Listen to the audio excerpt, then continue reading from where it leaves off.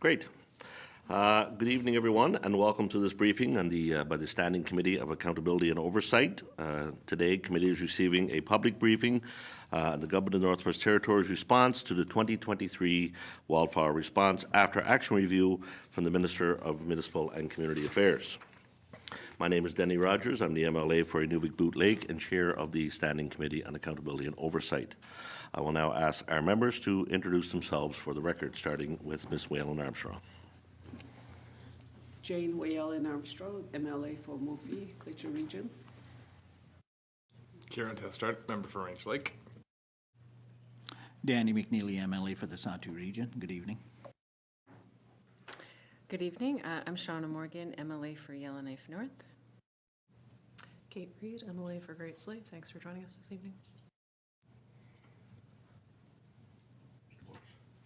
Julian Morse, MLA Frame Lake. Thank you, and we do have some members joining us online, I understand, tonight. I'll ask, starting with, who do we have online? We have one member joining us online, Mr. Hawkins. I'll ask you to introduce yourself, please. Good evening, Robert Hawkins, MLA Yellowknife Center, and always happy to be here. Thank you. So I'll remind members and witnesses to direct all questions and comments to myself as the chair, and please wait to be recognized before speaking, so it'll help us have a smooth meeting, and we do have the microphones being controlled today by our amazing staff as always. I'll now pass it over to the Honourable Minister Vince McKay and to introduce his officials and proceed with his presentation. Thank you. Good evening, Mr. Chair and members of the AOC. I'm pleased to be here today. Committee's request to discuss how we are addressing the recommendations in the 2023 Wildfire After Action Review and continuing strengthening emergency management in the Northwest Territories. With me today, I have the following representatives of the Department of Municipal and Community Affairs. To my left, Gary Brennan, Deputy Minister. To my right, Michelle Pond, Head of Emergency Management Organization. Also with me is Jeff Ray behind me, Ministerial Special Advisor.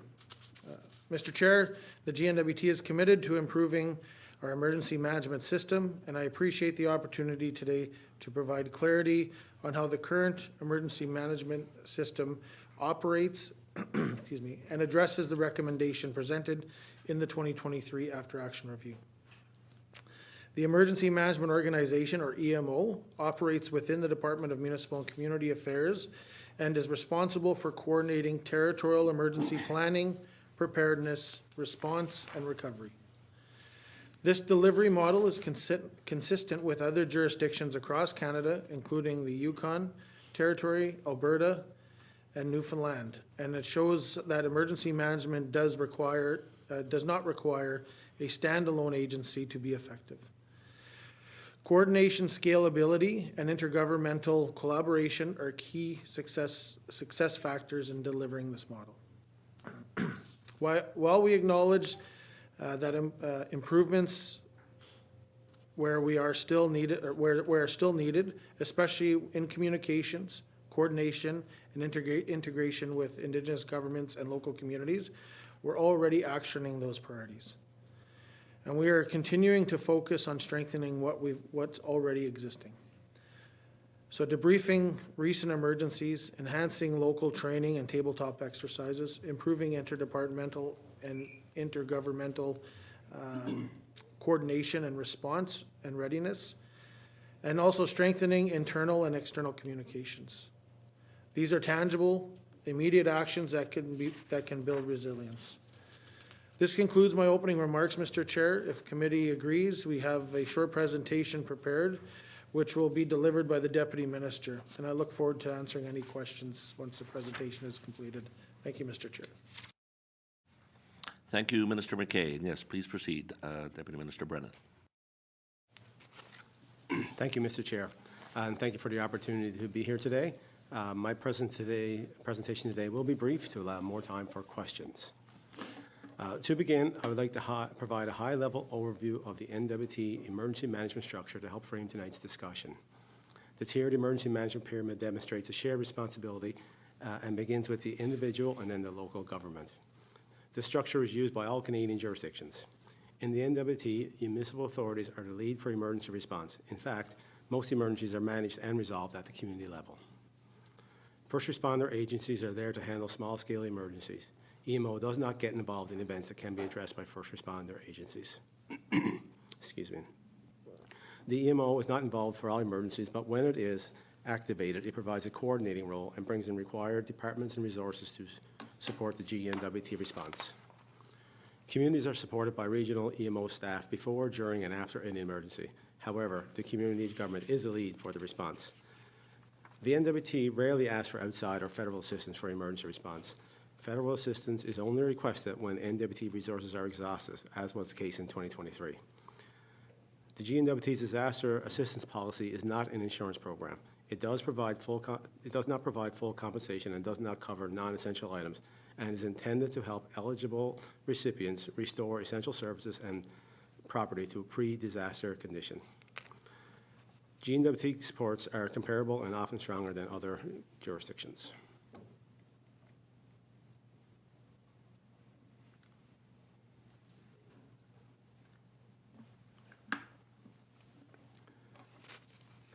The recommendation in the after-action review required a GNWT-wide response, as all government departments are impacted by the after-action review. The GNWT established an after-action review working group, an after-action review response working group with representatives from all departments to review the recommendations and develop responses that were approved by leadership. I don't know if we're on the right slide or not. Kind of got to give it a second. It's good now. Okay. Click it too much, it'll just zip ahead on it. Okay. Along with accepting the 34 recommendations, the GNWT has completed much work since 2023, including updating the NWT emergency plan in 2024 to clarify roles and responsibilities, establish working groups with Indigenous governments and community governments to review the legislative recommendations, increase support for emergency management. We have established a regional emergency coordinator in each of the 5 regions. There is a new training coordinator along with an additional communications officer. These positions have helped increase training and support development of more emergency plans, workshop, and exercises. We've also improved communications protocols and support, and we have established an increase, a surge capacity currently at 137 people that allows the GNWT to scale up when needed. Targeted training is ongoing for this group to ensure they are prepared when called upon.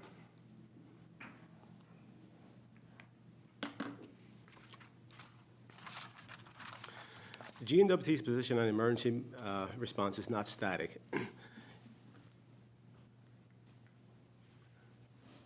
Thank you. Every event will highlight changes that are required. These will be identified during the response and via future after-action reviews, and our response plans will be updated accordingly. The GNWT's intent is to apply ongoing evidence-based improvement going forward. Next slide, please. The NWT EMO model is similar to many jurisdictions in Canada, especially smaller provinces or territories. Emergency management is a shared responsibility under the legislative framework, with local authorities taking the lead and territorial or provincial governments providing support when requested. They use all hazards emergency management system, and EMOs are responsible for coordination, training, preparedness, response, and recovery. Key pillars of this model include coordination, scalability, and intergovernmental collaboration, and has been proven effective in Canada. The current EMO structure already meets the intent of a standalone agency. It's organized similar to EMOs in other jurisdictions. It is a permanent, fully staffed, year-round organization and provides coordination, planning, training, and support. The core responsibilities recommended in the after-action review are already being carried out under this structure. When activated, the EMO is under control of an incident commander that has the delegated authority and operational expertise to make decisions. Next slide, please. The EMO is responsible for coordinating territorial emergency planning, preparedness, response, and recovery. Outside high-risk seasons, the EMO delivers training and exercises, helps communities develop and validate emergency plans, maintains templates and guidance materials, and advances planning and risk assessment activities to strengthen preparedness. With the increased capacity within the EMO, the GNWT is well positioned to address the issues related to communications and coordination, and to increase community capacity training and preparedness.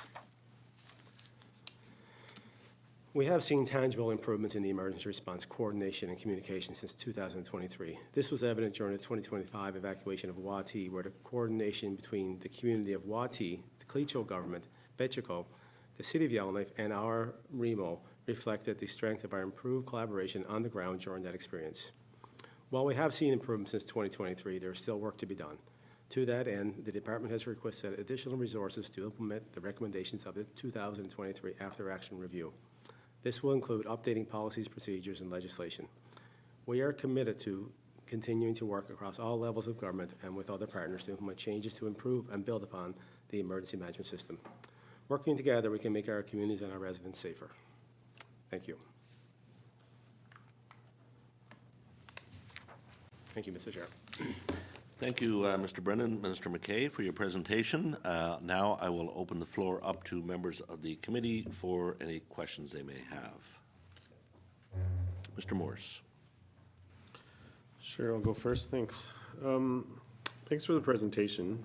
I guess the first thing I would ask is just about the response itself, and I would note that some of what staff have shared at this point is a little bit beyond what was in the initial GNWT response to the after-action review, because I would describe what I saw in the response as mostly just justifying the existing structure and not describing changes that have happened to it.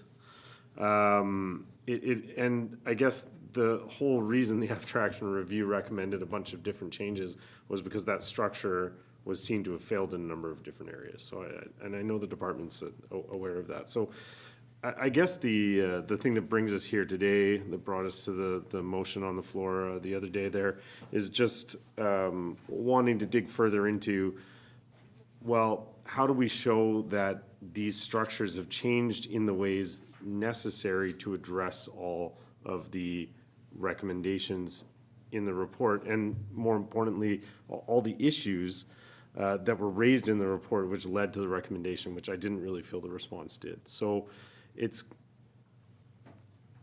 yeah, I guess I'll put it there. Like, how are you going to be able to show us that changes have happened within this structure, that it's going to actually operate differently? Because if we keep the structure exactly the same, I think it's fair to conclude that the operations of the structure aren't going to be very different without evidence to the contrary. So that's I think the difficulty that I'm having anyways. I'll just speak for myself. Thanks. Thank you, MLA Morse. Minister McKay. Thank you. Yeah, and I guess part of that is if we needed to, I guess we could lay out what it was like prior to 2023 and going forward after the 2023 event with the after action review, in order for people to see how the structure was. Might be the best way to lay it out so everybody can see the changes. But aside from that, explaining the changes, I personally don't know if anybody would really understand them anyways, other than people that are involved in emergency services and understand it. But yeah, for the most part, I think if there's a way that we could show it physically so people have a better understanding, might be a little bit more comforting to like everybody essentially, and residents. And so, yeah, I don't know if you wanted to add anything, Gary? Sure.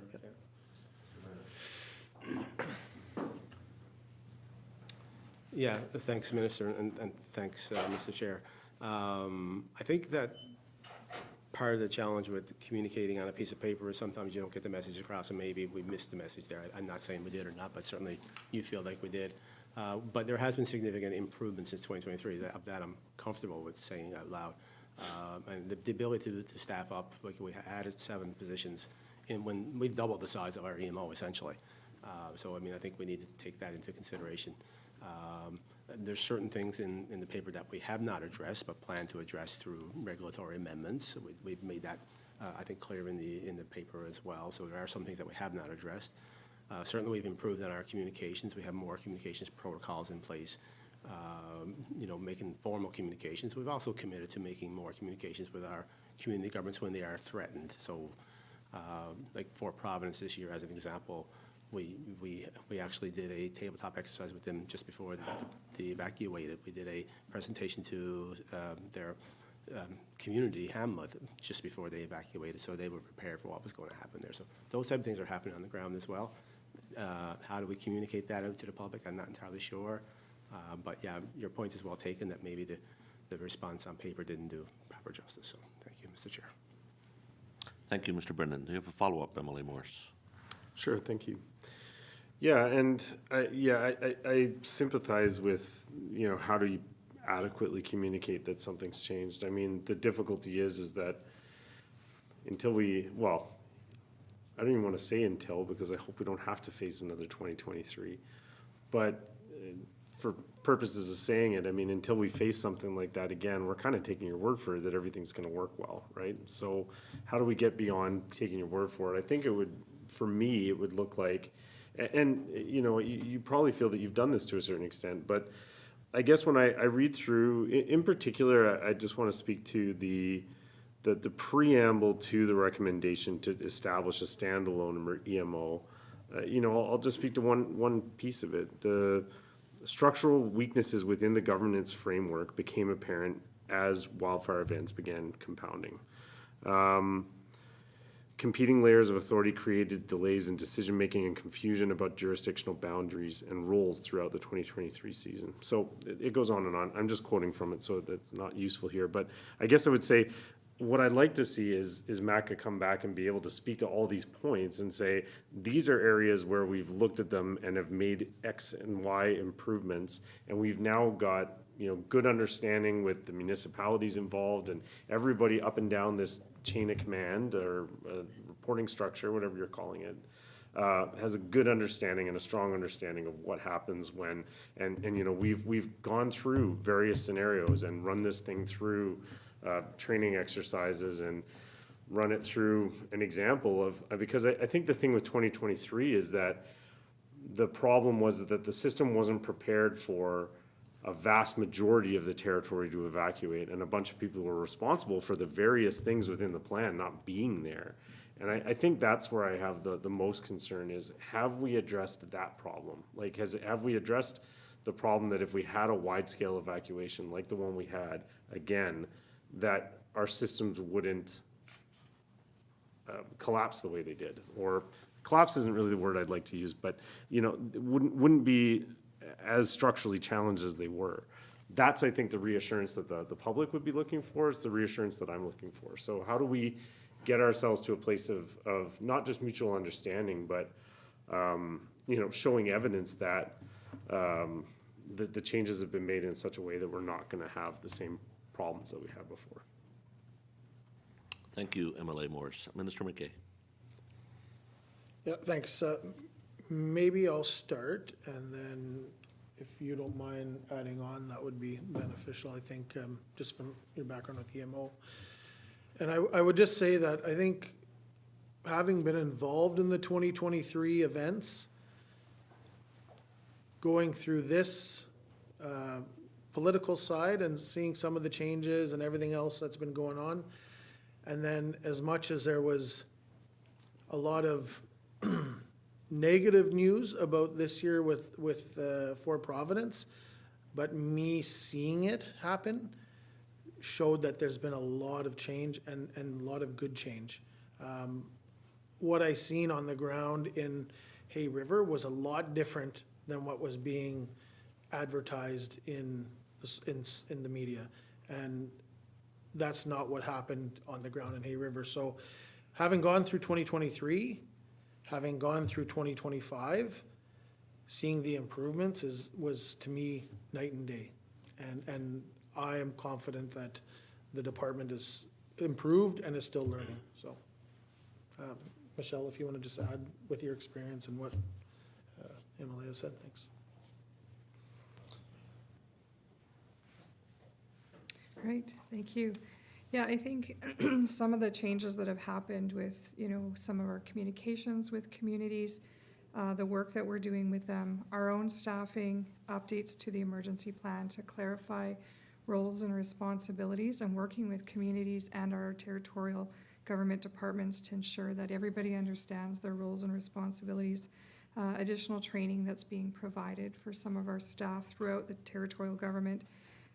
But to your question, I think one of the things that we can do is in conducting our exercises, part of that process is validating plans, both within the territorial government and with our communities. So as communities update their community emergency plans, we work with them to validate those plans, identify any continued gaps and opportunities for improvement. And we do that within the territorial government as well. And that's one of the things that we were working on that last week in an exercise as well. So being able to look at those, the results of those exercises, and, you know, improvements don't just come from AARs. Those after action reviews, those improvements come from those exercises as well. And I feel like in validating plans and working through those exercises, we're also getting frontline recommendations for improvement from the experts working those front lines, and from our community governments and our Indigenous governments who are participating in these. And I think that feedback is extremely valuable, and we're gaining the trust through those exercises and validating those plans. Thank you. Thank you, Ms. Pond. Now I'll move to MLA Morgan. Thank you, Mr. Chair, and thank you for being here tonight. I still have I have trouble wrapping my head around the interface between where the local government or the local EMO has the responsibility or control and where the territorial EMO is the one in charge. For example, I mean, the way it's described in your presentation is that the local authority, the local EMO, is the one that takes the lead, but that the territorial EMO is there to coordinate and facilitate communication. I mean, that immediately, it's very confusing to me to picture how a local government is going to be in the lead, but then the territory is coordinating everything. I don't know how those two things fit together. And then the idea that the local government sort of just handles it until it gets to a point where it's beyond their control or capacity, and then sort of in a time stage, and then they sort of ask for help or get the territorial level in.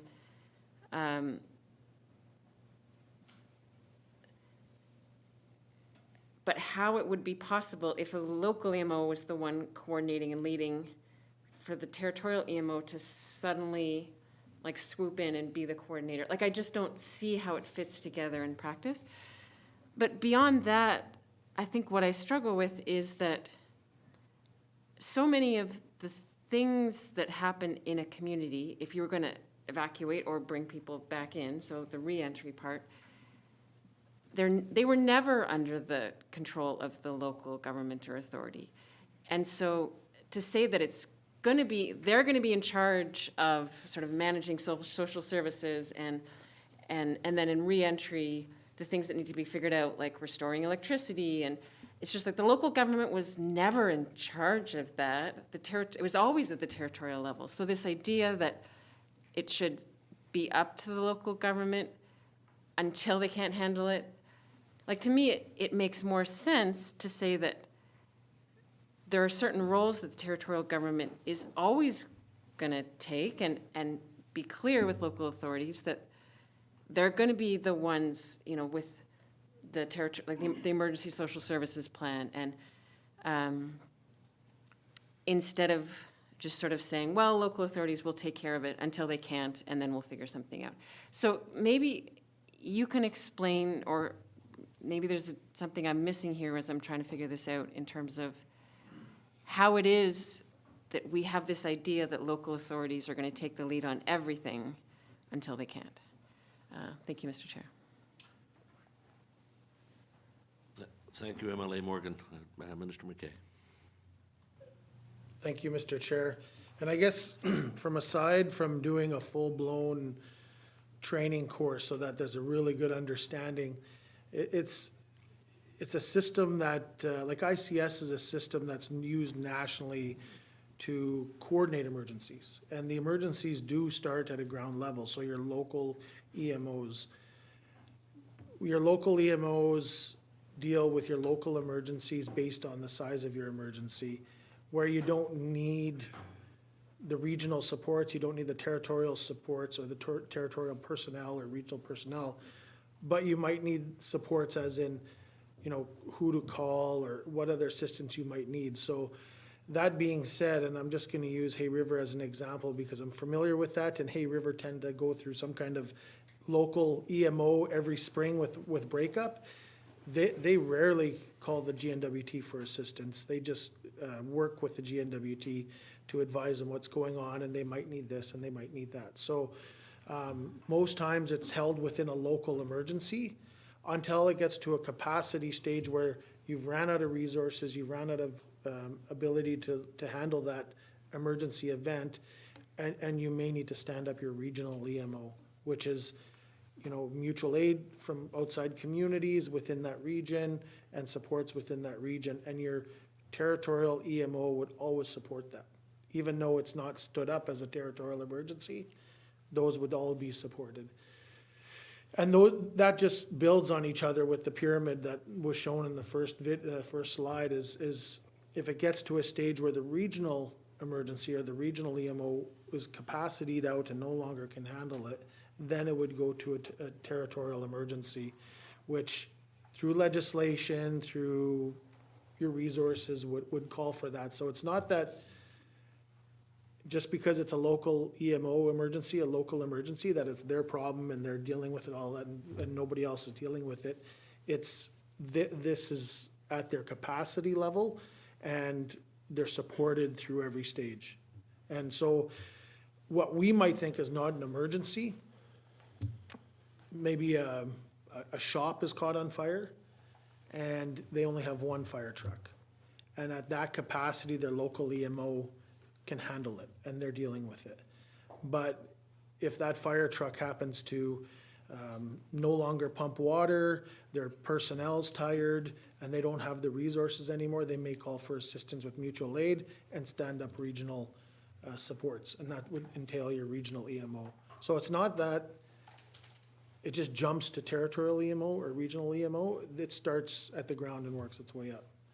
And I hope I clarified that so that you just understand that we're not ignoring all those stages. Like nowhere would that ever be ignored. Like there's always some form of communication back to EMO to see if resources are needed and see if there's capacity issues there that might need to be supported. So if Ms. Pond wants to add to that, sorry, Deputy Minister Gary Brennan. Thank you, Minister McKay. Mr. Brennan. Thank you, Mr. Chair. Yeah, and certainly this past year, what happened, and this is I'll try to be quick. An example of what happened in Fort Providence, again, just because it's recent, was that the local EMO was set up, but it includes members of includes members of GNWT, such as healthcare workers, it includes Power Corp, RCMP, et cetera, et cetera, et cetera. When it became time to evacuate on a recommendation from ECC, we worked with the community to say, hey, you probably should evacuate, and we helped them with communications on that there. So we, being regional EMO, provided support on the ground in terms of communications. This is how you do it. This is the piece of paper you need, that type of thing. But the council, the LEMO, is responsible to make that decision to evacuate. It's not our decision to make at that stage of the game. So they chose to go. We connected the community together. So Hay River with Fort Providence, make sure they're talking to each other, say, hey, we're coming at this point in time. We organized the buses, but they kind of got people to the buses to evacuate. So we, because that's a little bit of a bigger deal, bringing buses up from high level, something that MACA could do quicker through a contract with a logistics company than the community could do. Got them to Hay River. So we worked with Hay River at the same time to help out, make sure they have all the supports they need, to make sure they got the cots, make sure the registration, the health authority in Hay River set up and did some ESS work when they came here, saying these people should be in the cots, they should be people in the hotels by doing a little quick assessment. On the reentry, when the evacuation was over, we again provided, say this is what you should do. You need to make sure that your electricity is on, make sure that you have healthcare in the system, make sure your CMP is there. But they're all part of the LEMO, so the communities are having those discussions with those organizations to figure out how much time it takes to re-enter. We help them with the documentation and getting the orders out and whatnot at that stage of the game. So the LEMO did the majority of the work there, but was supported by the REMO along the way. Our staff are talking to the SAO, who's basically leading LEMO, saying, hey, what about this, what about that? Here's how you communicate this is what you need to communicate to your residents, put this up on your Facebook page, or whatever the communication method is in the community. So that's happening in the background. But the community has the authority to do that. We're not posting information on their website. It's up to the communities doing that. And I think that's where, I don't think there's a line in the sand where once you walk across it, another organization takes over, because it does grow in there. And I think you're referring to the city of Yellowknife in 2023, what happened there. That was a territorial state of emergency for various reasons that happened. And that's when, you know, the territorial plan kicked in because of that state of emergency. So I don't know, I think that might help clarify a little bit there on the ground. So thank you, Mr. Chair. Thank you, Mr. Brennan. Do you have a follow-up question, Ms. Morgan? Yeah, thank you, Mr. Chair, and I can make this pretty quick. So in your recent discussions with the city of Yellowknife, what is the feedback that you've gotten from the city of Yellowknife in terms of whether the changes you've made or what your model is it working for them? Thank you, Mr. Chair. Thank you, MLA Morgan. Minister McKay? Did you want to take this, or? Ms. Pond? Ms. Pond, yeah, please. Okay, we'll go to Ms. Pond. Thank you, Mr. Chair. Yeah, I think in the work that our regional emergency management organization is doing with the city, they've been, both the territorial government and the city have been making ongoing improvements. And as I said earlier, you know, working through exercises to validate plans and address any of those challenges to make sure that they're not recurring over and over again. I think that's the process, is having those exercises and working with the city. I can't speak specifically to what the city's response would be to that, but certainly have been working closely with them through our regional EMO. Thank you, Ms. Bond. Okay, next I have MLA Reid. Thank you, Mr. Chair, and thank you very much for your presentation. In your presentation and in all MACA messaging I've heard since 2023, there's a focus on individual responsibility for emergency planning. I understand why, and I accept that for the vast majority of folks, this is a good strategy. It doesn't always necessarily work for all of our elders, folks with disabilities, and folks who are sleeping rough. NGOs are not always in touch with everybody.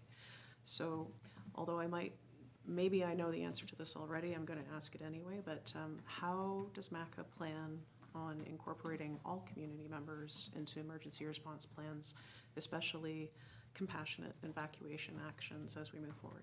Thank you, Mr. Chair. Thank you, MLA Reid. Minister McKay.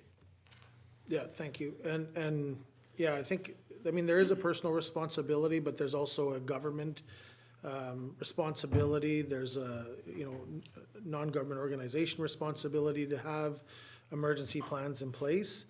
And I mean, it's not a matter of you just isolate yourself and do an emergency plan. Every organization should be working with a municipality or a government and vice versa to make sure that you know, the plans are working together for the common good of just in case, or what happens, right? And I know we always focus on, I mean, the main one is the fires, right? We're always talking about fires, but if you look for an example with like schools and hospitals, they're always planning for bomb threats, they're planning for fires, they're planning for hostage situations, they're planning for like everything, right? So they have all these plans in their emergency plans, and similarly, like all the non-government organizations that have people with disabilities or elderly or whatever, like have these plans available with the community for resources, whether it be vehicles to assist to get out in the case of an evacuation. So you know, when they're working with their local EMOs, they should be coordinating all this stuff like this. And if they've taken any training, which you know, that's offered, a lot of it's offered free. Like ICS 100 is online, and I think it probably takes about an hour sometimes. It all depends how fast you want to learn it, but you'll start learning this as part of that process, and how you have to work with your EMO groups as part of your plan. So it's not so much just the GNWT in charge of this, because when it comes down to a local level, the GNWT may not necessarily know exactly what groups need assistance at a local level. And we might not even be, as a government as a whole, you might not be even involved in an emergency at a local level. Ms. Pond would like to add a little bit there. Did you want to? Thank you, Minister McKay. We'll go to Ms. Pond. Thank you, Mr. Chair. I think one of the big takeaways here is that MACA also offers a pre-registration portal for our residents. So those that aren't necessarily captured through NGO services or other services, they can self-identify through the pre-registration process, and that information is shared with their community government through the local EMO to be able to capture any of those additional needs that might be required during an evacuation. And it may not even be an evacuation, it may be other type of emergency where services may be required. So that pre-registration process is very important in that regard. Thank you, Mr. Chair. Thank you, Ms. Pond. Do you have a follow-up, MLA Reid? Yes, thank you, Mr. Chair. Yeah, so what I'm hearing is, you know, again, we're going back to the local level, and I agree that communities are responsible for their residents. But, you know, when residents are outside of their home communities, the things have seemingly been complicated in 2023 and again in 2025. I've noticed that mutual aid requests from person to person on social media have become the standard in the meantime. People looking out for their elders, people looking out for folks who can't necessarily sleep on a cot in a hockey rink. And while I love that Northerners want to look out for other Northerners, there's this sense that the GNWT doesn't care about us, and I'm wondering how you want to address that. Thank you, Mr. Chair. Thank you, MLA Reid. Minister McKay. Yeah, thank you. I guess for me, I had a different view of, and having been on the ground in Hay River, I had a different view of what happened in Hay River in regards to care for our elderly. And what was being advertised wasn't what was going on, unfortunately. And sadly, that's the narrative that gets spread around without confirmation from anybody. You know, we're learning all the time, and 2025 was an improvement on how we're accommodating our elderly, people with disabilities, and anybody that requires more assistance. We had residents who were accommodated because of their needs in Hay River and attempted elsewhere. So it's not that they weren't cared for in 2025. There was definitely big improvements from previous years. So, thank you. Thank you, Minister McKay. Next, I have MLA Testart. Thank you, Mr. Chair. So, one of the things that the after action report, one of the overarching kind of recommendation themes is that the GNWT as a whole needs to have a culture, a safety culture, and that the responsiveness can't just be housed in one department. And we, you know, I mentioned that during the debate on the motion, but I think it's very clear from reading the report that that is the overarching concern. And I know steps have been taken. So I guess when we are providing criticism of the approach taken, it's not saying nothing has been done since the after action report or the events of 2023. It's saying that it's been done kind of in one department that is responsible for this, absolutely, but we're not seeing it across the board. So, for example, the ICS training, the GNWT has responded that they're going to incorporate it for emergency management purposes, but not for general events, and not to flex the muscle in other circumstances, which is why it was partially recommended. So when we are talking about a more dedicated department or focus or agency, I think that's one of the things we're getting at. So can you reassure me then that you've taken steps to ensure that there's a government-wide culture of safety that is underway, and that there are structural reforms that have taken place within the public service and within the apparatus of government that is ensuring public safety is at the forefront, and it is not just one office in MACA? Thank you, Mr. Chair. Thank you, MLA Testart. Minister McKay. So just, I'm gonna start, and then Deputy Minister Gary Brennan's gonna talk a little bit more about how the changes have happened in the government.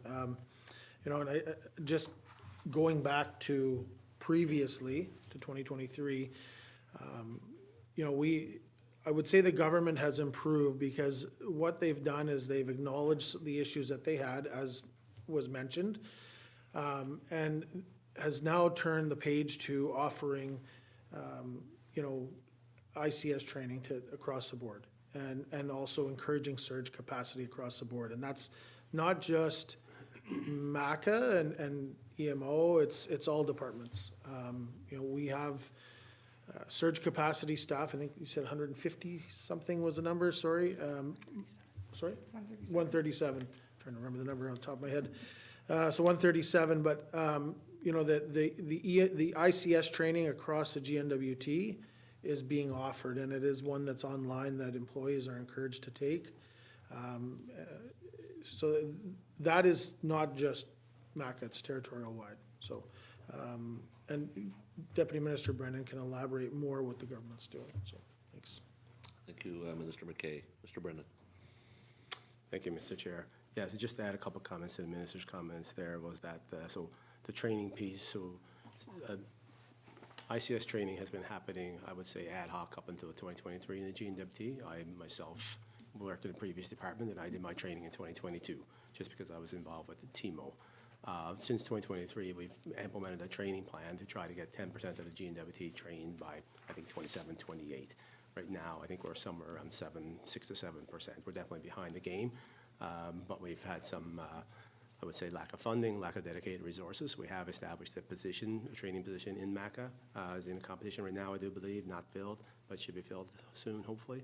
And we've also requested additional funding for training so that we can do more training across the government. So I think that the shift is happening, maybe not at the pace that some would like, but certainly there is a definite shift happening in the government. I think also the 24 emergency plan, and certainly what we see around our various tables, is that the clarifying of the roles and responsibilities to ensure that all departments are taking part in their responsibilities under the emergency plan. So emergency plan, the appendix does lay out responsibilities for every single department. We've committed to training, emergency social support workers. That was one of the recommendations, and so we've committed to working with the Department of Health and others that provide those services, and NGOs to provide training for them as well. So I think there is a shift happening. I don't know that there is a structural shift, but certainly there's a cultural shift. Thank you. Thank you, Mr. Brennan. MLA Tashtar, there was a follow-up question. Thank you. Those are good steps. I guess what I find frustrating is I heard a very similar approach from the government way back in the 18th Assembly with climate change, where there wasn't a structural change to the government in how it responded to climate change. And despite the Auditor General and regular MLAs at the time saying you need to bring MOUs with other departments, so it's all housed, there's direction being provided. That was not done. And it's still, climate change is siloed into one department. Everyone kind of has it as a priority that they need to feed into, but it's not like there's a clear kind of lead that filters through the whole department, and that's what we want to see for public safety. So I'm not saying that you're not doing the work. I'm saying that if we're going to really not even just manage this, but champion it and be ahead of the curve, not catching up, not filling gaps, then I think we need to do more. I want to turn to the recommendation that was subject to the motion that was passed in the House last week. Why do you think the consultants who went through a very serious vetting process, are recognized as experts in their field, were overseen by an independent advisor or an independent group that reported back to this committee and to the government? Why do you think they recommended this change if it's not done anywhere else in Canada, or just about anywhere else in Canada? Because you're maintaining that this is kind of this would be an irregular approach. Most other governments don't do this, so why would they recommend something so out of line, out of step with how emergency management organizations, agencies are done elsewhere in the country? Because it doesn't make a lot of sense to me. I've read the report. I've seen what they've put out there. I've looked at other jurisdictions. So I just want to understand your perspective, because I'm assuming at the departmental level as well that you spoke with these consultants. It wasn't just reading a report at the end of the day. What do you think they're getting at if it's not something that's done elsewhere? Thank you, Mr. Chair. Thank you, MLA Testart. Minister McKay. Thank you. And just to be clear, nowhere has it been stated that we said that the recommendations out of line or anything like that. You know, the recommendation is a good recommendation. There's nothing wrong with having a standalone agency. If we're able to do it, you know, with the resources, with the manpower, with the money, with the, you know, with everything.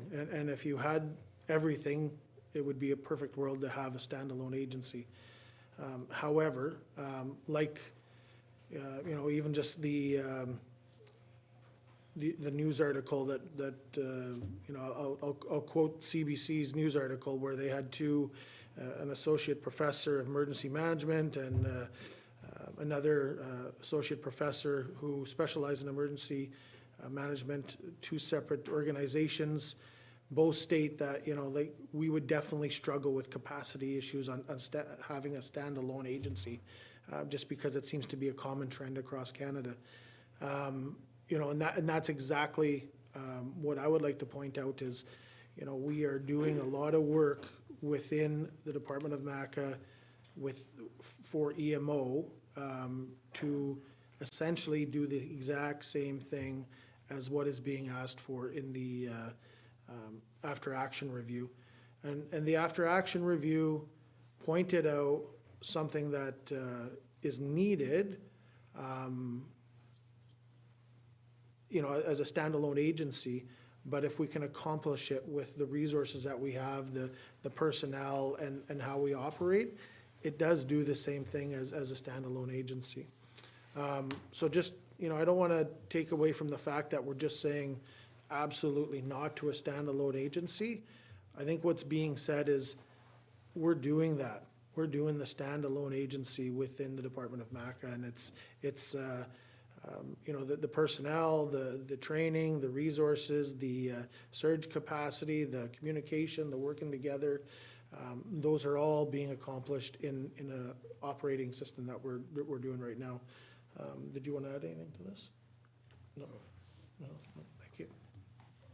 Thank you, Minister McKay. Next, I'm going to go online to MLA Yakalaya. Thank you. Thank you for the presentation.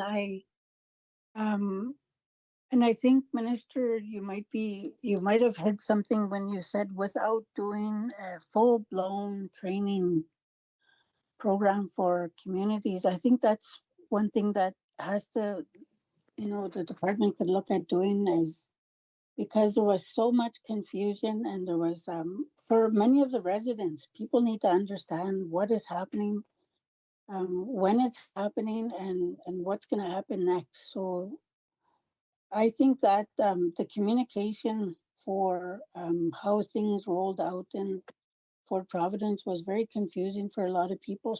So that's the reason we had, you know, people saying different things. And so the communication plan, that needs to be streamlined and tightened up and delivered to the people in the communities. And for local, you know, how things work out when you have an evacuation plan. So I realize that we need, you know, that standalone emergency management that was talked about. There's people in the communities that maybe they could be activated as well as MACA to assist in making sure the communication plan is delivered to people in the communities. So that kind of things so I think that you hit it on the head when you said without having a full-blown training plan, I think there needs to be a full-blown exercise in communities from the Department of MACA to show the people, because a lot of people don't have access to internet, and then you're dealing with language barriers too. You know, there's elders and people with disabilities and stuff like that. They need to understand what's going to happen to them when situations like this occur in the community, any kind of emergency situation that occurs. So that then they know, okay, you know, we have an alert, then a notice, then we have an alert, then we have an evacuation. So, you know, be prepared. I think a lot of people didn't think that because they kept saying that the fire was not close to the community, as there was nothing to worry about. So people just kind of went about their business. All of a sudden, the next day there was an evacuation. So that caused a great chaos for people. So making sure that you have things in place and, you know, so that people can respond to that's where I think the confusion comes from. And if us as MLAs are confused, imagine what the public feels like in the communities. So that's what I wanted to say, and I wanted to ask the question that Mr. Testard asked: Why did they ask for what was not in place not what was not in place, but why did they ask for this recommendation of having a standalone emergency agency? So I think the communication plan and the emergency, any kind of emergency, whether it be flooding, big wind things, or fire, there should be a training exercise done in each community so people are aware, because everybody shares information together when they're in the community, but a lot of people have to see what's going to happen. That's my response to that. Thank you. Thank you, MLA Yakalaya. So if I may, the question then is around communication, and then you also had the same question that Mr. Testard had already asked and had answered. Is that correct, Ms. Yakalaya? Yes, and also a training, a full-blown training plan like the minister talked about. Thank you. Okay, thank you, Ms. Yakalaya. Minister McKay. Yeah, thank you, Mr. Chair. Yeah, there's a few comments and a couple questions in there, and I'll try to hit them all here. And I think the first thing is, again, just going back to the original comment from MLA Testart there. Again, you know, just going back to answer MLA Yakalaya's comment with that is, you know, it's not that the standalone agency is not, it's not being done as a standalone agency. It's being done as a standalone agency within the Department of Municipal and Community Affairs. So it is being accomplished of what the recommendation was within the Department of Municipal and Community Affairs. So the comment of a standalone agency because of the reasons in the report is not being ignored. It's just the actual standalone agency it would be hard to staff, it would be hard to accomplish at our size of government, our population base within the Northwest Territories, and it's not going to be, it wouldn't be easy. Anyways, just that alone, you know, I'll try to answer some of Cheryl's other comments and questions, and I was fortunate enough because after this all happened, I really wanted to follow along as much as I can. So unlike probably anybody else, I was glued and attached myself to every Facebook notification for Fort Providence, every Facebook group that was in Fort Providence to see what was going on. And I know the community did a really good job communicating weeks in advance of all the information, putting out their public notification, putting out their brochures and their little information sessions or information packets of be prepared in case there's an evacuation. And that was weeks before the fire. So there was a lot of information flowing out there before an evacuation was even done of Fort Providence. There was a lot of preparation. There was a community emergency plan that was updated In April 2025, they did a full-scale exercise in Fort Providence, a tabletop exercise, for community emergency, working with the community government. So there was a lot going on and a lot of education, a lot of preparedness being done in the community. The biggest problem in every emergency, and every time, from my experience, my background in emergencies, the biggest problem is always communications. And if you've reviewed any after-action review, any incident report, you will see that communications is tagged up in there somehow. And I think it's very important, not only for residents, for us as elected officials, to make sure that residents are being tagged or sent to the proper information, the proper source. Because what happens is you get the confusion when Vince McKay puts on Facebook, it's time to evacuate. This is getting out of hand. We need to evacuate. But the local EMO and the regional staff have not initiated that yet. And if you evacuated, you wouldn't have no resources, nowhere to go, no planning, no anything like that, because there's nothing set up by the agency. Although a resident might feel it's time to evacuate, there is not that urgency as the emergency personnel have prepared. So there is a lot of confusion when it comes to evacuations or communications, and it's important to have those clear channels of communication shared, and people direct them to those clear or those proper communication lines. So I know there was a lot of confusion with Fort Providence, but I also know a lot what didn't help was the confusion communications from Fort Providence. So thank you, Mr. Chair. Thank you, Minister McKay. Do you have a follow-up, MLA Akalaya?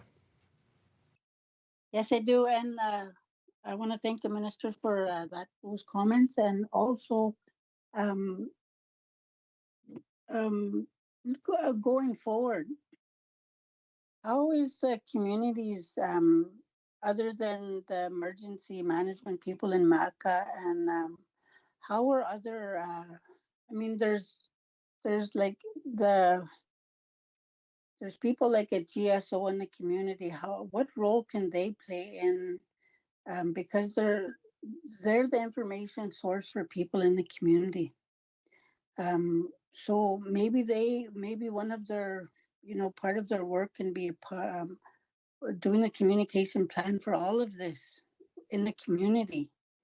So that could be another way, because we, rather than looking outside to get somebody from outside to do the work for us inside the community, we'd have first people in the community that know the community, know the culture, know the people.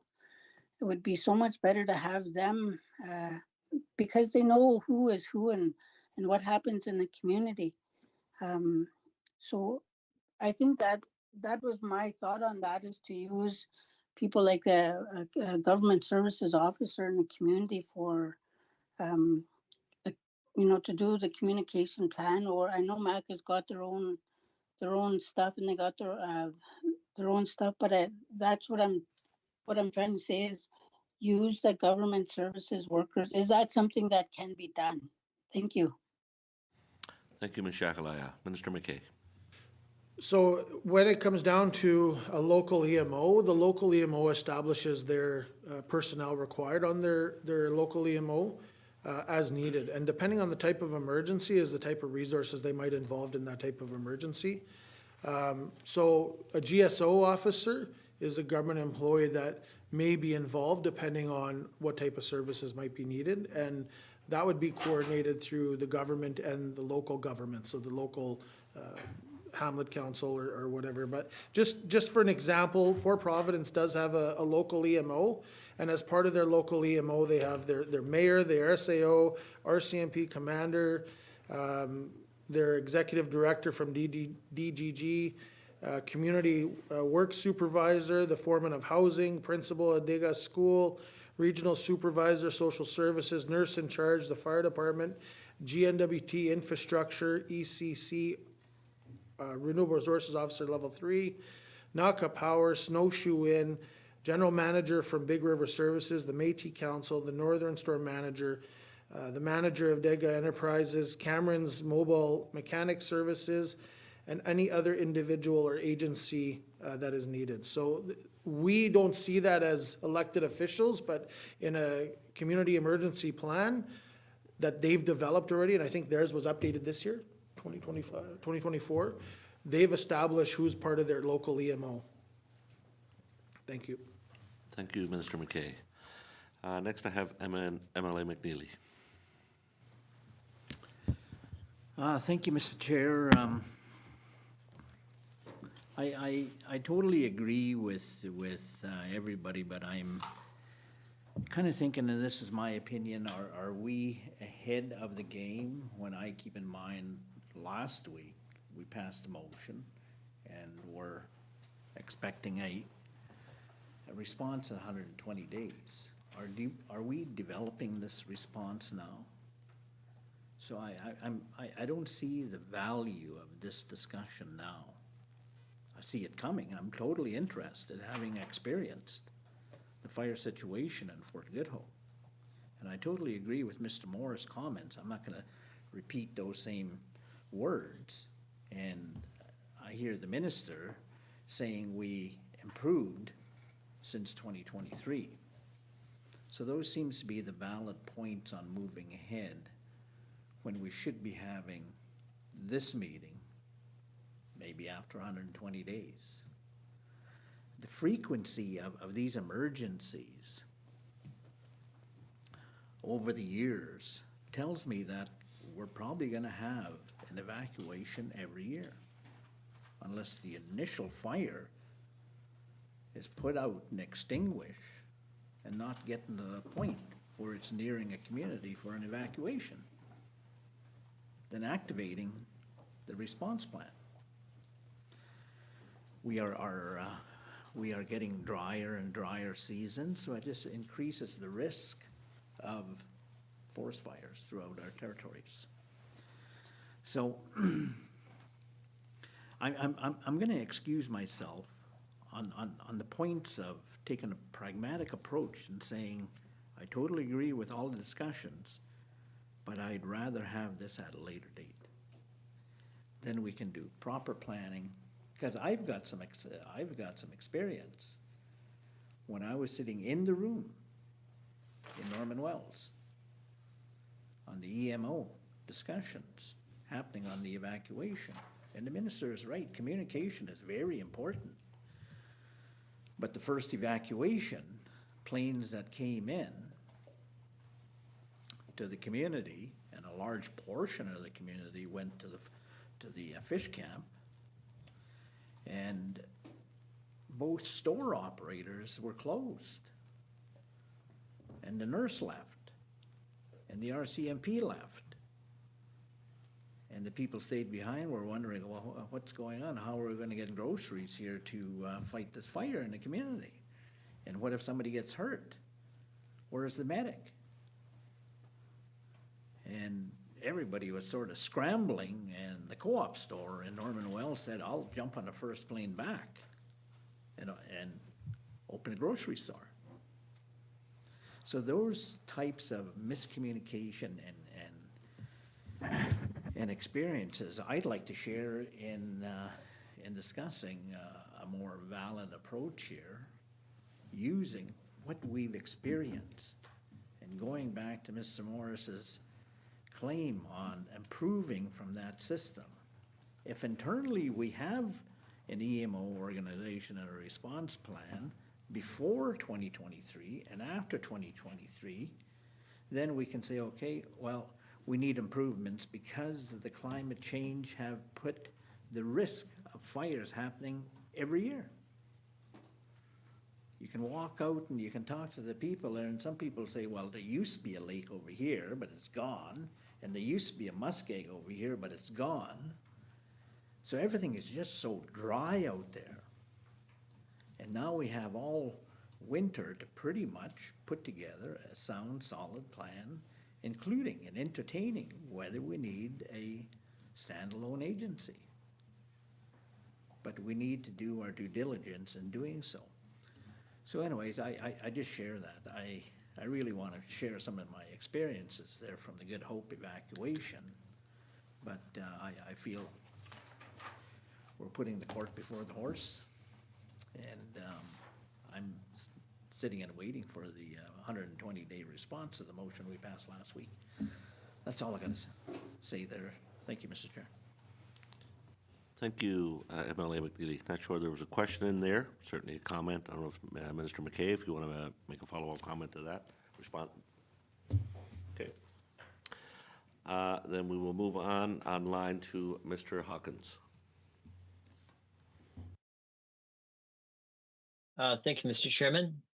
Thumbs up if you can hear me okay. Okay, Ruby. I guess it's funny because I'd heard the minister's response to a couple responses back. In essence, it sounded like they are doing that recommendation number 4, creating a standalone agency, but not creating a standalone agency. They're doing it within. And I'm kind of perplexed because when I had asked in the House my question the week before about, what have they done to do this? And this is not intended to be word for word, but it was they just decided not, this is a no.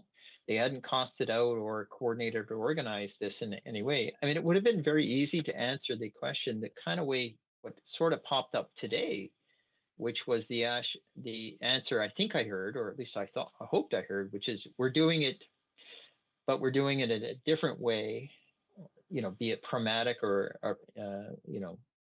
with internally. And at least that's what I kind of heard, because I was just rereading the 3.5-page response out to to action number 4. And I would almost say that 3 of the 3.5 pages of the response should have just been deleted. As a matter of fact, I almost think if anything, when we talk about communication, it may have caused more confusion. The GNWT should have just said, your answer is we agree, however, we would implement it within the system, and this is how we do it.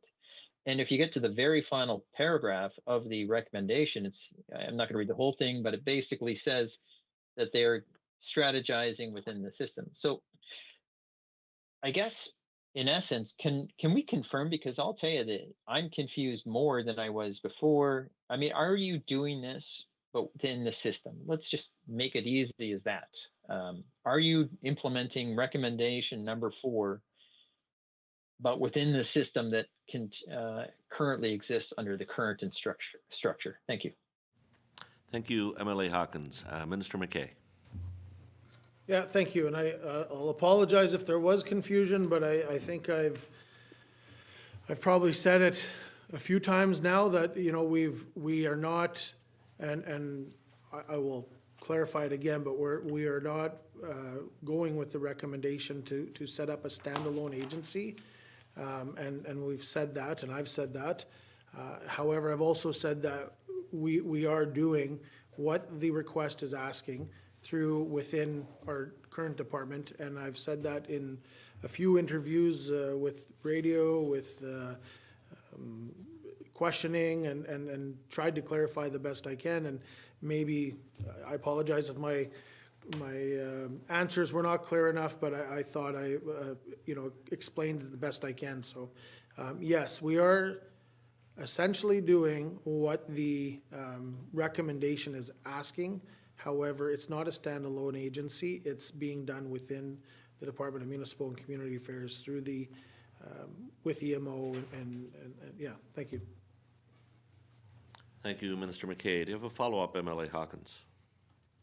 Yeah, just briefly, more comment than it's probably too late to fix the recommendation or the response to the recommendation, but I feel like all of us, I'm going to speak broadly. It may not apply to every single person here, but all of us have focused it around what some of us thought was probably the most important key recommendation, and yet it seemed as if it was dismissed unceremoniously in the sense of, well, we know better, not going to do it. No, it would have been very helpful, I think, for everyone, including the public, that the GNWT said, we agree with this recommendation. However, we agree based on the implementation strategy that we would like to see it, given the fact that, we agree with the concept. This is how we would view it, though. And to me, that would have saved a lot of headache. given the answers and the information provided tonight. Because I mean, I think the way I heard it, Mr. Chairman, just to sum up, is if the minister just reaffirmed it there a minute ago, again, if I understand it correctly, is they're following through on their recommendation, but at their own way. And to me, that isn't what was sold to the public, or that isn't necessarily what the public is hearing. I mean, the minister doesn't have to answer.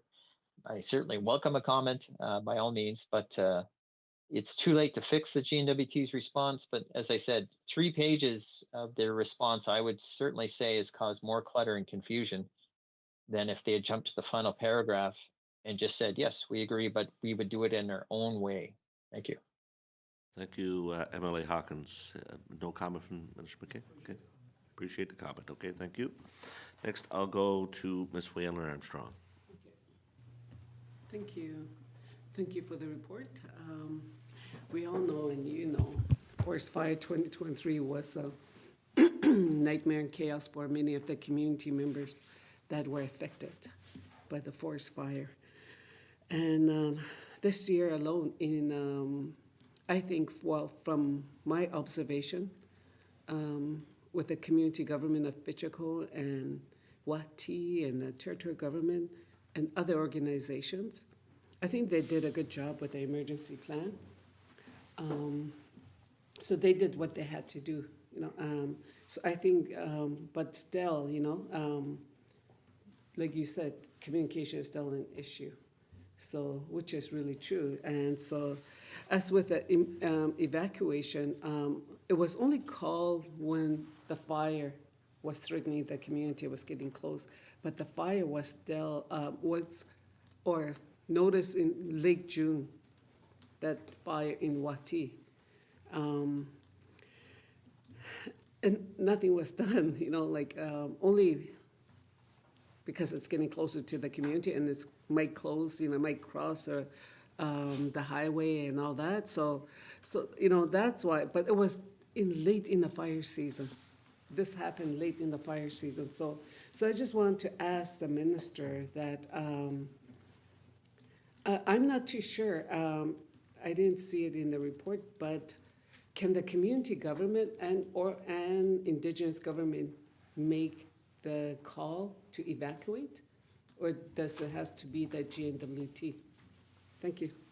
Thank you, Ms. Whaler Armstrong. Minister McKay. Yeah, thank you. So, when a decision's made like that, it's not one standalone group. There's a group formed.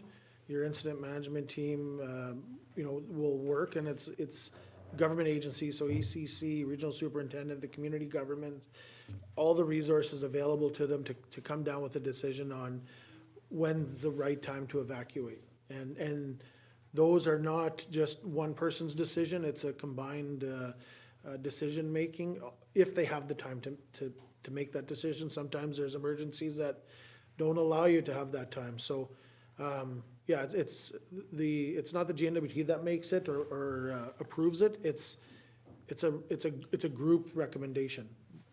Did you want to add to that, Ms. Bond? Yeah, Ms. Bond will add to that also. Thank you, Minister McKay. Ms. Pond. Thank you, Mr. Chair, and thank you for the question.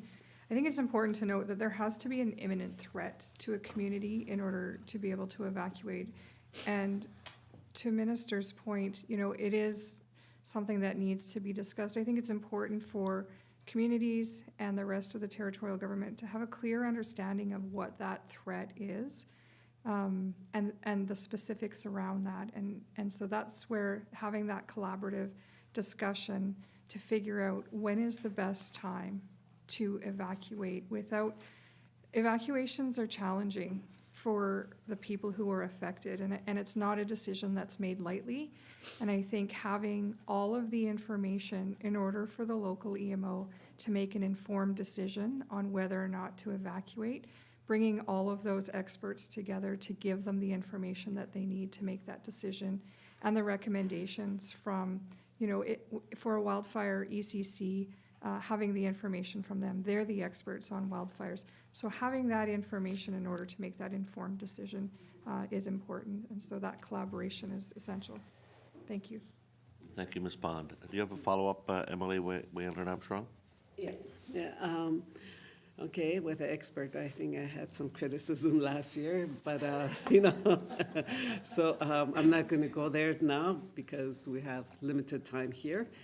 I know that community government, I mean, the organization, they did a good job because from Bet'anchogh to Wati, the bus went there. So when the bus went there, so they transported the people to Bet'anchogh, because that's where the place, the evacuation center was, or was designated to be. But with people with a private vehicle, they went to Yellowknife. So I'm just wondering, there was two evacuation center. We talked about that, and but this is what the leadership wanted and the people wanted. That's what that was communicated with us. So I'm just wondering, have the GNWT or in communication with Yellowknife, have they ever consider Yellowknife to be the evacuation center, especially for the North Slave region? And this, with the climate change, the forest fire is always going to be here. So I'm just, did GNWT and or in communication with the Yellowknife, have they ever decided? Because Yellowknife it's a bigger than the small communities, so people are going to prefer to come to a larger regional center than the small community. But this time in Bet'anchogh, the bus took because they were instructed to take the evacuees to Bet'anchogh. So that's my question. Thank you. Thank you, MLA Whalen Armstrong. Minister McKay. Yeah, thank you. So I would just say, in reflection of 2023 to now, Clecho government, Bet'anchogh Hamlet Council or Bet'anchogh government, Wati government, GNWT, and the city of Yellowknife in the most recent event all, I would say, worked really well together, and it showed because it was dynamic, and as MLA Whalen Armstrong said, there was initial community plan stated that the evacuation center is Bet'anchogh, and there was an appetite to relocate that to Yellowknife, and it was a staging process. I think that worked really well. There was some confusion at first, but it ended up working through its hiccups, but everybody followed the emergency plan, which sent everybody to Bet'anchogh. Individuals came to Yellowknife. There was no evacuation center set up at that time. But through, the requests of the community governments, it eventually ended up transitioning the emergency evacuation center from Bet'anchogh to Yellowknife by working with the city of Yellowknife and Indigenous governments working together and everybody working together. And it did transition to the full evacuation center being moved to Yellowknife. And I think, with a few hiccups, but definitely a learning exercise in that scenario because, like I said, the community emergency plan had the evacuation center as Bet'anchogh. So, but overall, I would say that it all depends on the person's or the community's emergency plan on what they work out to be their evacuation center and the type of emergency. Sorry. Did you want to add anything? Mr. Pond would add a little more there too. Thank you, Minister McKay. We'll go to Ms. Pond. Thank you, Mr. Chair. I think one of the other things that's important, so to Minister's response there, in the NWT emergency plan, each of our communities has an identified evacuation community. And for Wati, it is Bet'anchogh. But ultimately, if they were unable to host, then, it would be Yellowknife. And so that's all spelled out in the plan. I think part of the, something that's important to note too is those communities have been consulted in developing those arrangements in the NWT emergency plan. And the selection of those communities to host others is important because it allows people to stay more geographically closer to their home community. It also allows for cultural and family ties more often than, bringing people to larger centers. And so having those types of arrangements are in place to ensure that we do that we can make sure that we have those culturally sensitive approaches to having evacuation centers and whatnot hosted within those regions. Certainly, being able to work with Indigenous governments on those evacuations in advance is allowing those types of opportunities. Thank you. Thank you, Ms. Pond. Next, our final question from the first round will be online with Mr. Det'anchogh. Yeah, thank you, Mr. Chairman. Well, first of all, I just want to say thank you for the presenters here tonight about the report, and I'm had a lot of time to think about, again, reflection of what happened back in 2023, and then listen to my colleagues here tonight. But you know, again, it comes back to what happened back in 2023. A fire season was it was one that was really devastating to a lot of people and trauma to our own people and the communities, and you know, the experiences that I had to go through and listen to the people in my communities were very tough. And had they gotten into the fire by Det'anchogh Ku, we wouldn't have been in this position back then. And also what happened in Enterprise and Coquesa area, going to Hay River, Fort Smith, and impacted Fort Resolution as well. Again, you know, we went through this whole exercise in the Legislative Assembly. You know, we passed a motion, you know, asking for a public inquiry. It was not to point blame, but it was to take a look and listen to the human component of what the people had experienced and what they went through. And none of that was taken into consideration. But now we got this report. And the question now that I have is that, you know, there was a lot of confusion that happened when this fire happened, especially here in the Alnif. We didn't know who was in charge. In Det'anchogh, we were moving people around, etc. It was really, really confusing. And then when people got evacuated down to Edmonton, Calgary, Winnipeg, and Vancouver, we were missing people. People had no money. It was really traumatic time for our people during that time. So a lot of this stuff should have been included in this report, but it didn't happen.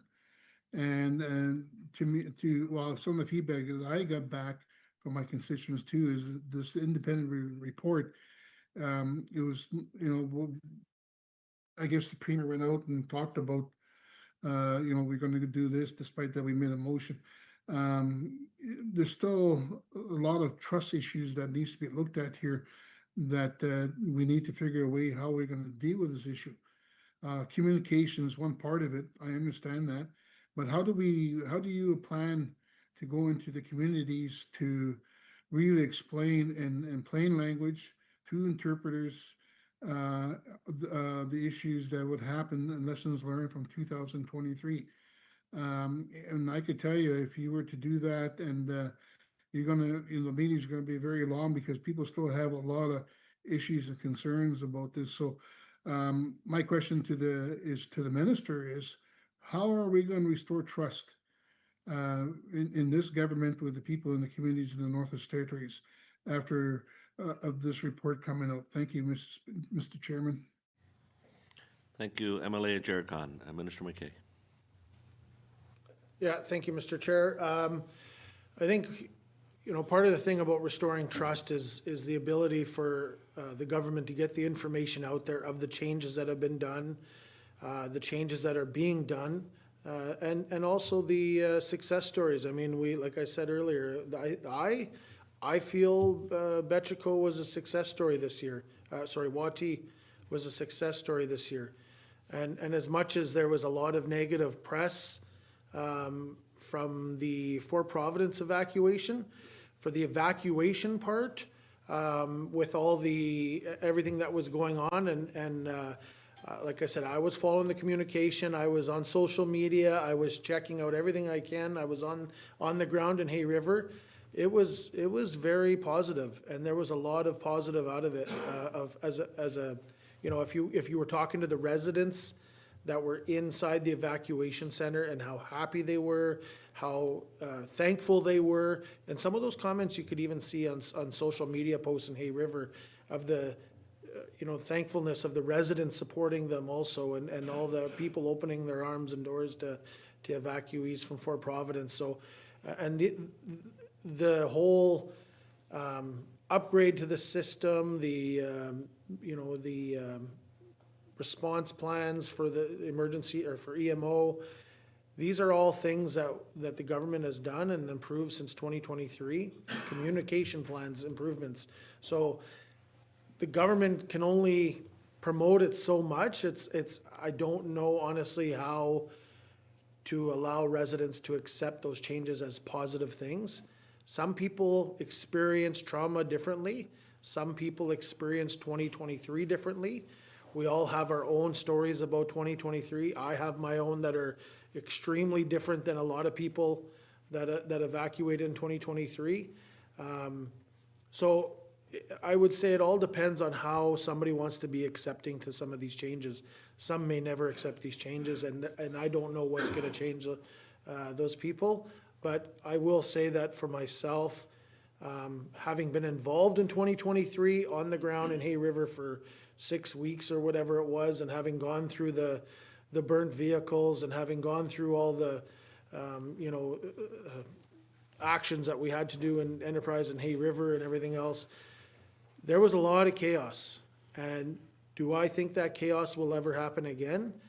I hope not, and I don't, and I see that the changes have improved since then. But emergencies are always going to happen.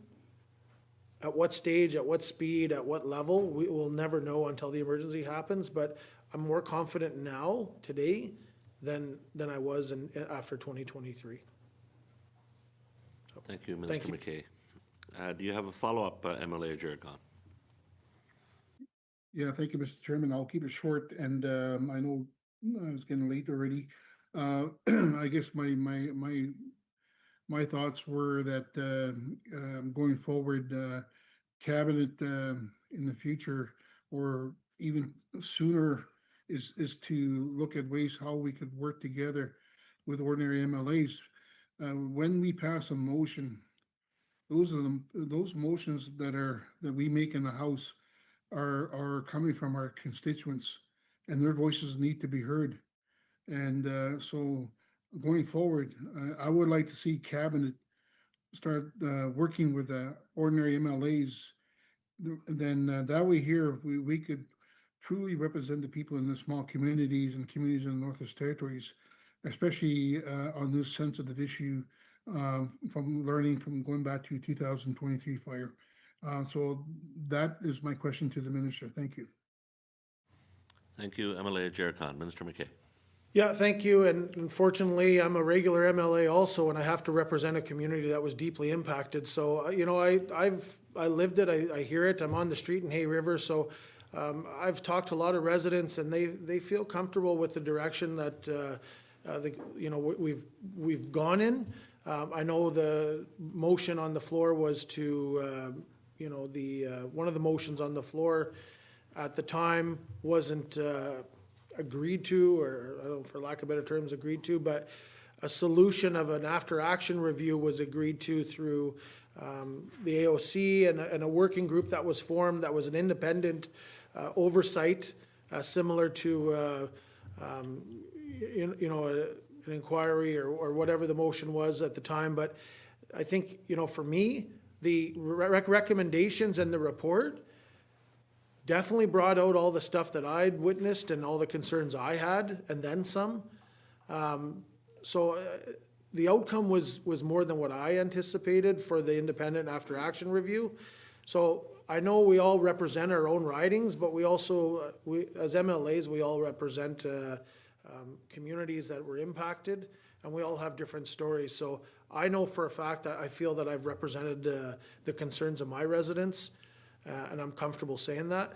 And I'm comfortable too that we've moved ahead, and we're moving ahead and learning from the government's learning from past experiences. So I can't speak obviously on behalf of cabinet, but I can say there's always an appetite to work together, and I think that after action review showed that. So, thank you, Mr. Chair.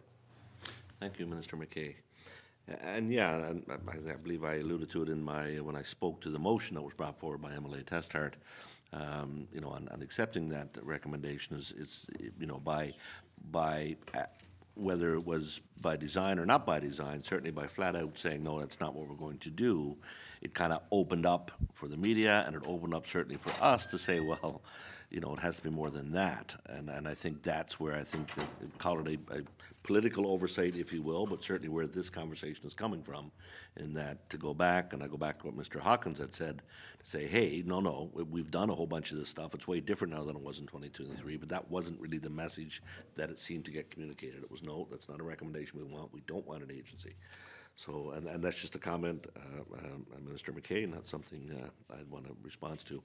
So that's it for round one. I will note that we have been here for 90 minutes. I do have a couple of members that want to ask a second question. So far, I have two. I'll ask the members to, we've had our first round, we've had our preambles to, and including the responses from the witnesses, to maybe be a little more direct in our questions. We'll try to get a couple more in, maybe keep the minister for a little longer. If we are going to stay longer than that, I will at some point then call a break. As I said, we've been here for an hour and a half. So with that, I'll go to MLA Morse. Oh, thanks, sorry, I forgot we were not operating our own mics. Okay, I'll try to be brief. Thank you, Mr. Chair. The responses in the AAR report that relate to changing legislation all effectively say the same thing, that they're, you know, this is being done by a working group. It's going to be dealing with these problems within 3 to 5 years. Very quick comment on that. I think that we, generally, this is a comment for everyone, not just MACA, but I was saying this to the ECC minister on the floor the other day. We need to be able to establish timelines, even if our working groups are cross-jurisdictional.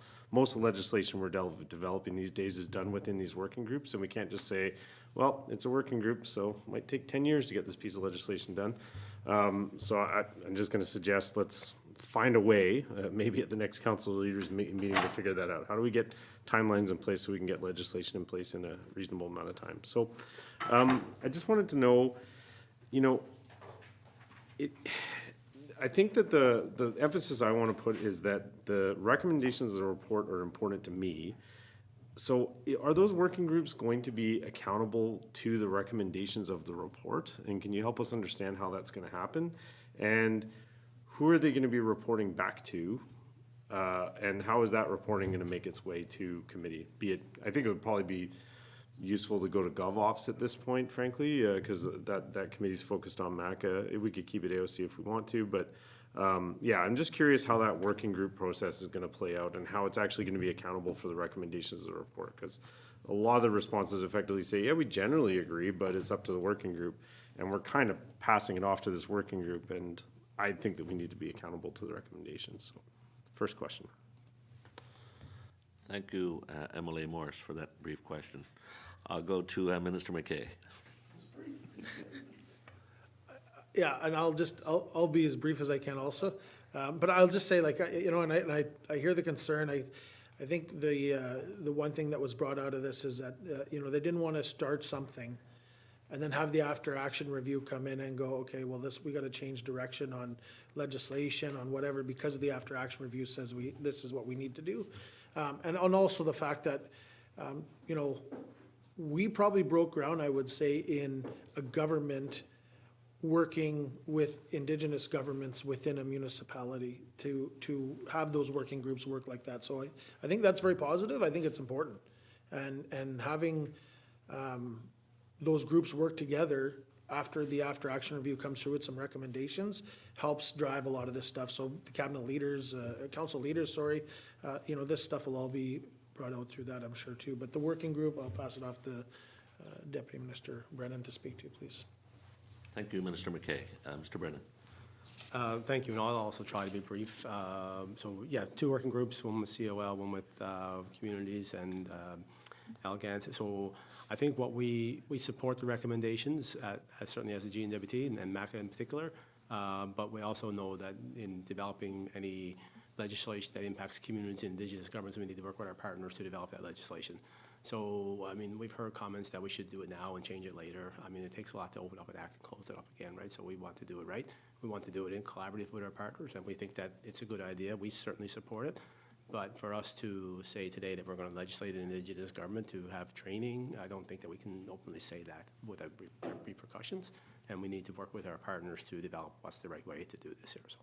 So we generally, we do support it, and we're going to try to push forward. But again, it's going to be the working group, which will come up through the council leaders on one side, come up through the deputy ministers, through the cabinet on the other side. So, thank you. Thank you, Mr. Brennan. Mr. Testart. Thank you, Mr. Chair. So I won't get into a preamble. I'll just use an example from the minister and I have discussed and that occurred with Fort Providence. There's still an issue with notice periods even after these improvements have gone in. The evacuation notice or alert, I'm forgetting the technical term, was issued there at, I believe, 5 p.m. and then the evacuation order was at 9 a.m. the next day. So, you know, you went to bed under notice and things can move quickly, but the concern for the community was there should have been more lead time to that, and I understand some of that was with local decision making and the preference of the local decision makers. So why are we in that place still if we've made all these improvements, if we're offering training? It seems like in that case there was still that gap, and we know ICS training is not mandatory for EMO volunteers outside of the GNWT. We know it's not necessarily on offer. Maybe that will change, but this is, again, when I say, you know, we're looking kind of inward instead of looking at the entire system and how we can provide ICS, and I think ICS is important. I think we're on the same page there. I didn't know anything about it until I was on the ground in 2023, and then I had to learn quickly. And knowing how unprepared we were and how we had to catch up really quickly, I would like to see other volunteers not in that situation. So let's just use that example. And how are we improving that situation, right? I don't think that's ideal for anyone on the ground, and certainly anyone in the department. So how are we improving the notice periods the notice to the order periods when the evacuations come in place? Thank you. Thank you, MLA Testart. Minister McKay. Yeah, thank you. I don't know if I can, I'm trying not to speak for the community here, but, you know, the difficulty is people who were not there and didn't understand the situation may not be, like, they may criticize the timing. However, you know, the community government who did a lot of the briefings in the arena at the community hall explained a lot of this stuff. And of course, I happened to be there just to be involved and hear this, and just more information for me than anything in learning. But, you know, that evening, the local EMO, which consists of the mayor, ECC, regional superintendents, and everything like that, you know, they all agreed that night, you know, they would send out the alert to be prepared to evacuate. And then they would reassess in the morning. And before that, they already had the stuff in place to work with the evacuation, get staging ready, get transportation ready, and all those kinds of things.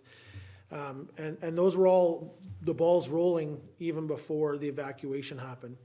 That morning, when it was decided in their briefing or in their meeting or whatever to call the evacuation, again, that was a joint discussion thing between the LEMO, the local EMO, and the mayor, the local EMO.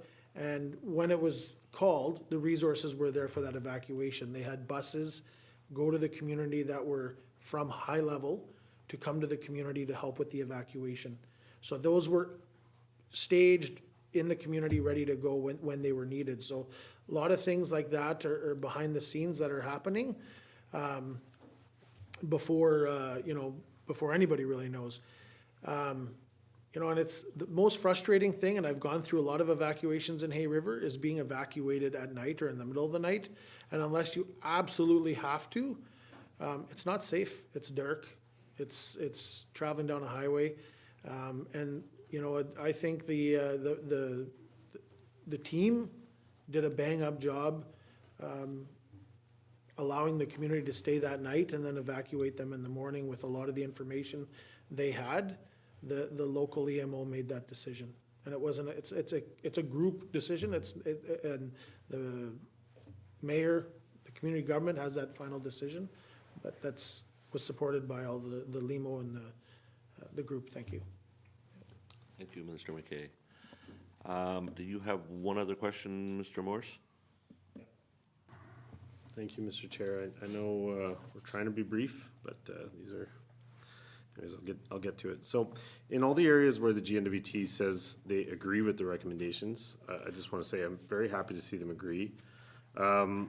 What's not clear is when that recommendation is going to be considered fully implemented, how we're going to track implementation of those recommendations, how we're going to measure success of that implementation. And I would just note, in most of the boxes where the box literally says timeline, no timeline is actually given. It just says, this is what it'll look like when it's done, or it gives kind of a very brief, GNWT will do this. So I would suggest that we might need some kind of a progress tracker. I'll let the department decide how they want to do that, but I would just suggest it would be very helpful to have something to track how these recommendations are being implemented and report back to us in some way. Thanks. Thank you, MLA Morse. Minister McKay. I am going to ask the Deputy Minister to address that. Thank you. Thank you, Minister McKay. Deputy Minister Brennan. Thank you, Mr. Chair. Yeah, so there's been a lot of after-action reviews, of course, going on, and then we have another one here, and we'll have another one next, for 2024 or 2025. And I mean, what we generally do is take all the recommendations and try to accept as many as we can. We have, people that are looking at it externally, so we want to try to accept them and implement them. And we feel that our successes are going to be in our response in the following years, right? So, we attended a meeting recently with other FPT deputy ministers around emergency management, and one of the things that was discussed was after-action reviews and how they need to be on time, which this one I would suggest was not, and not because of anyone's fault, but because it was such a different process, and and need to be functional so that we can implement the recommendations early.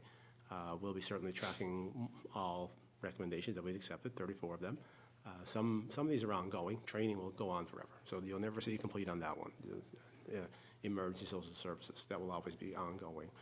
Other items, there will be some complete, and what we plan to do is to communicate when we reach critical milestones, make that public information. One of the other ways that we'll see is basically in future after-action reviews when things are not there and we're doing the job that has been recommended that we do better, and then we'll see the responses, and I think that's one easy way to track it.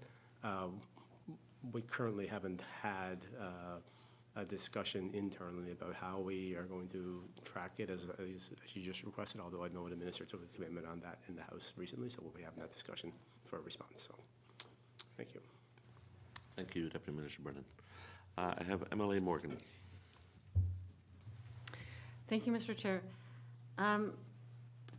My hopefully simple question is, have you gone back and forth with the expert consultants that were hired to do this after-action review to discuss your response? Have you heard back from them what their response to your response is? Like, ideally, we would see here a discussion between different experts, and if your view is, the function can be achieved this way, and I would love for that to happen in discussion with those experts, and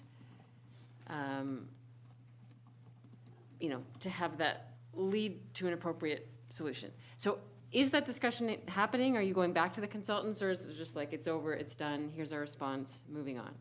Or are there opportunities to go back and try to see what they have to say about your response, and if they have a modified recommendation, something like that? Thank you, Mr. Chair.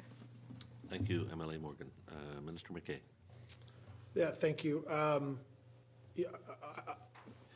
I would say no. I think part of the problem is that TSI hires contractors to do their field work, and I only know this because I took part in this, and like I got interviewed with my involvement in Hay River.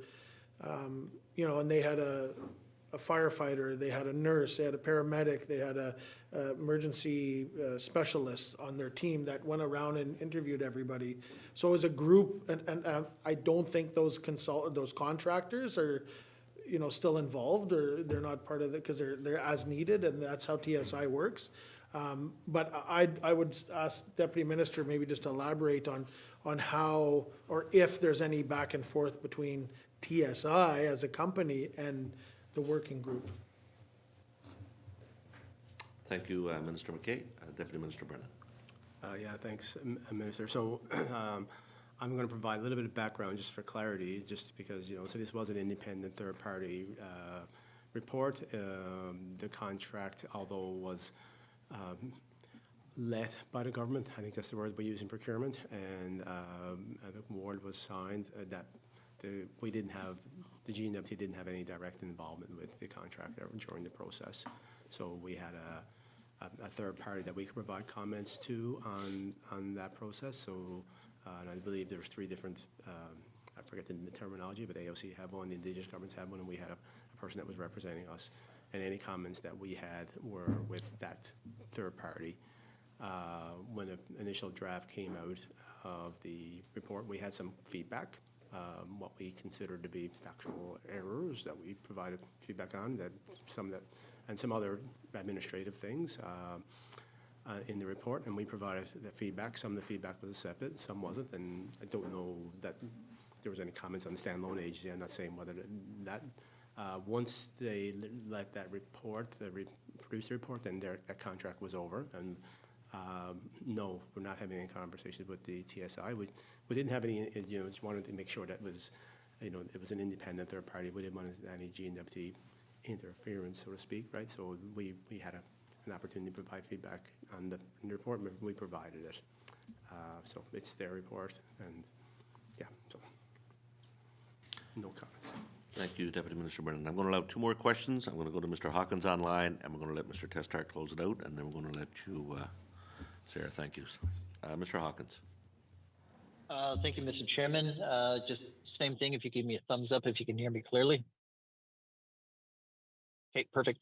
I apologize, I got disconnected, so I apologize in advance if this question's already been answered. So, and if it has been asked and answered, if you could just give me the smallest brief, and I'll follow up with specifically committee.